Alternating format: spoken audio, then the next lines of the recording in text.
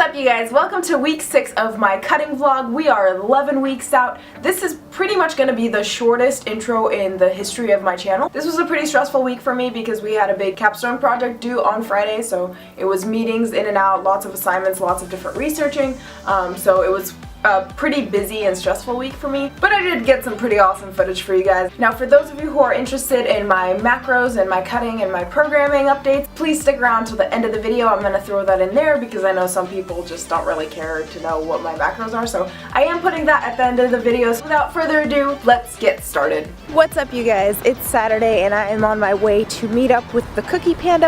I am going to show you guys real quick. I think I mentioned 2 videos ago that we got like a little swag bag from Bodybuildingcom. So I will take you guys through that in a minute here, but you're about to see the Cookie Panda's room. So we're outside his room because it's kind of messy right now, but I'll take you guys real quick through the swag bag that we got. So here's all the content, and all this stuff came in the actual bag. We got one Cellucor Bodybuilding.com bag. It's really, really big. I believe he's been using it to take to the gym. Got this Alpha Aminos watermelon flavor. So that's really, really tasty. I really enjoy that. He actually took this one because I'm not a big green apple fan. This Cellucor C4. And then 2 samples of Cellucor Core Performance Whey. One of them is s'mores and the other one is cinnamon swirl. And these 2 letters, and I will read them to you guys real quick. Dear Bodybuilding.com social media advocate, and note this was actually sent to him instead of me. And the Cookie Panda has all of what, like 2 posts on Instagram and updates Facebook once every month or something like that. So I thought it was really funny. A lot of our orders we'll make together, but he places orders more frequently than I do, so I guess they're all going to his name, so he also takes credit for some of my orders.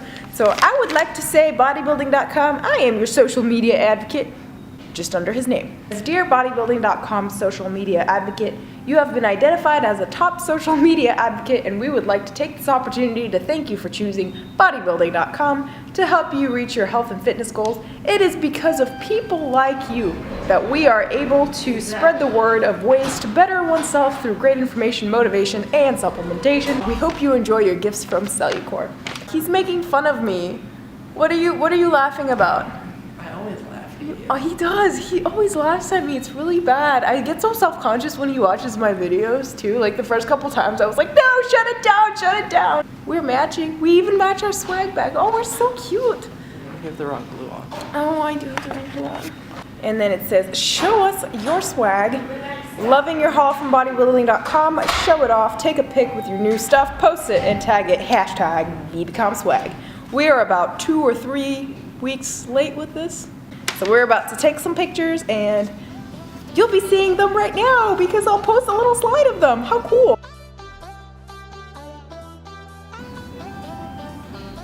Say hi. Hi. You're such a douche.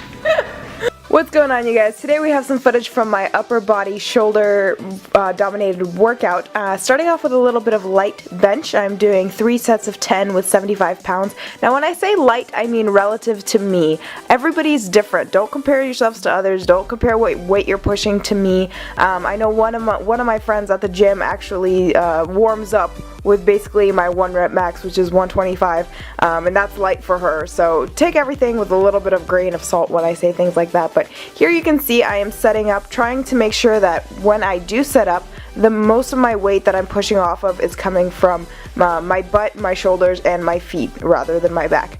But here what I'm doing is pause sets. Now pause sets are great because they kind of force you to not use momentum and force you to use your muscles instead of relying on the momentum of the downward motion. So if you're not doing them yet, I would definitely incorporate them into your bench, maybe even into your squats as well. Up next we have some dumbbell overhead presses. Most people choose to do it with a barbell, but if you are pretty decent at doing it with a barbell, you can also kind of test and make sure that you are balanced by using dumbbells, so you can kind of see any unevenness in strength between your left and right. Now here, the 2 things I would really emphasize is making sure that you are going all the way down to almost your chest level with the dumbbells, and then at the very top, make sure that you're squeezing your shoulders up and kind of almost out of the socket, so it's really squeezing your neck in between your shoulders essentially. And you can can kind of see my head goes up there. I was swaying my upper body a little bit too much, trying to counterbalance there, but here's kind of a different angle. You can see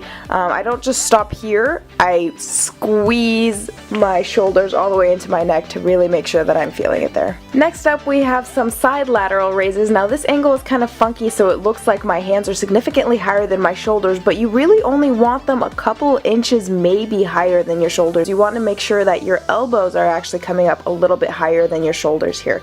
Definitely make sure that you're trying to pull through your elbows. I think that's been the one cue that has really helped me. Look at my face. See, I'm just do whatever you need to get it up. Anyway, here I'm showing, don't lean forward when you're doing this. Don't try to counterbalance. Also make sure that if you're not leaning forward, that your shoulders aren't hunched forward. So what I'm showing you here is make sure that you're straight up and down, but also that your shoulders are pulled back. Let's see if I actually execute it as I say you should. I start off with pretty decent form. I don't think my shoulders are coming too far forward, but you can see as I'm getting tired, my body's kind of starting to sway a little bit, and my shoulders are really starting to sink in. So my upper body isn't necessarily coming down, but my shoulders are definitely kind of scrunching forward together. That's kind of working a different muscle group within your shoulder, and if you practice with kind of that crummy form the whole time, you'll end up walking around with that kind of posture. So really make sure to keep your chest upright, but also be keeping your shoulders back. And that same principle can kind of be applied to face pulls as well. There's all sorts of counterbalancing that your body tries to do in order to cheat its way out of using the correct muscles. So if you need to, drop down and weight a little bit, but make sure that when you're doing one thing with one muscle group, you're not moving your entire body in order to assist you. Make sure that you're actually getting that full range of motion. And that's going to conclude the training footage for this video, but I'm also going to talk to you guys a little bit in this next clip. What's up, guys? So I wanted to say real quick before I start getting really weird looks, because I am filming at the gym. I was in a really crummy mood today. I really did not. I was basically trying to make up reasons why I shouldn't come to the gym and film today, or I was trying to figure out ways I could avoid cardio because I have to do about 45 minutes after my shoulder and upper body training today. But at the end of the day, I knew what I had to do. I knew I had to come down here and get footage. I just kind of didn't really want to come down here and get footage because I've been really stressed about classes and I have a midterm tomorrow and all sorts of crazy projects. But anyway, it got down to it, and I had to do what I had to do, and I came down here. And as soon as I started filming, as soon as I started setting up and getting into the flow of things, I got really into it, and actually having filming actually motivated me even more to push myself. So if you're ever feeling stressed out by anything, or you're just completely lacking motivation to do something, maybe take a 10-minute long nap and get your butt to wherever you need to go and do whatever you need to do. And maybe it'll actually turn out to be a much better workout because you didn't even expect such an awesome workout, or doing homework or studying or whatever that may be. See you guys soon. It is 12:15 a.m. on a Friday night, so turned up. For the last hour or so, I've just kind of been watching House of Cards, which has been very exciting.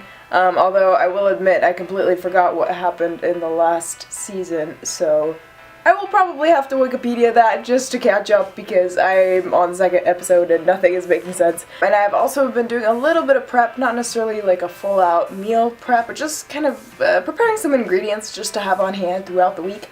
What I did was I cut up and boiled some cauliflower, so I have it ready to go for any sort of stir fries. When I was growing up, my mom actually pan-fried it with a little bit of flour.